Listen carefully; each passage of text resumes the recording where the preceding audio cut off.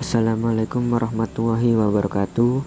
Perkenalkan, nama saya Husain Rusli, kelas 12 IPS, siswa dari SMA NU Kedung. Di sini saya akan menerangkan peristiwa Rengas Dengklok sampai dengan proklamasi.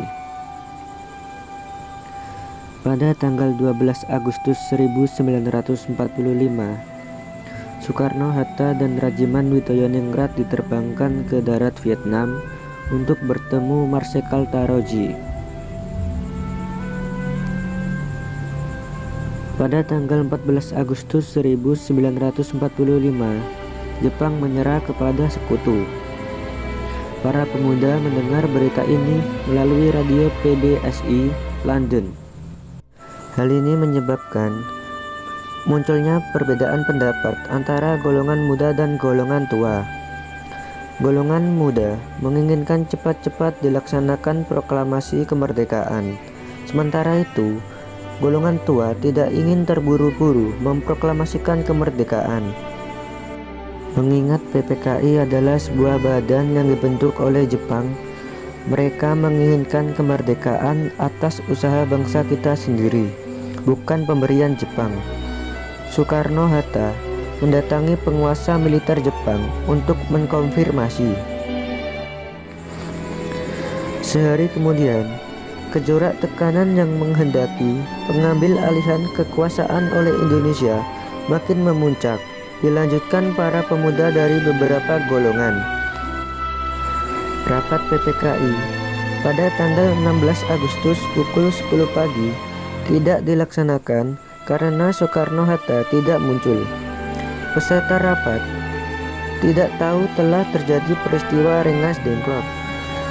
Para pemuda termasuk Khairul Saleh pada dini hari tanggal 16 Agustus 1945 bersama Sodatus Singgi dan pemuda yang lain, mereka membawa Soekarno-Hatta ke Rengas Dengklok. Hal ini terkenal dengan peristiwa Rengas Dengklok. Tujuannya agar Soekarno-Hatta tidak terpengaruh oleh Jepang. Di sini mereka kembali meyakinkan Soekarno-Hatta bahwa Jepang telah menyerah dan para pejuang telah siap untuk melawan Jepang, apapun resikonya. Di Jakarta, golongan muda Wikana dan golongan tua Ahmad Subarjo melakukan perundingan. Ahmad Subarjo menyetujui untuk memproklamasikan kemerdekaan Indonesia di Jakarta. Maka diutuslah Yusuf Kunto untuk mengantar Ahmad Subarjo ke Rengas Dengklok. Mereka menjemput Soekarno dan Hatta kembali ke Jakarta. Ahmad Subarjo berhasil meyakinkan pemuda untuk tidak terburu-buru memproklamasikan kemerdekaan.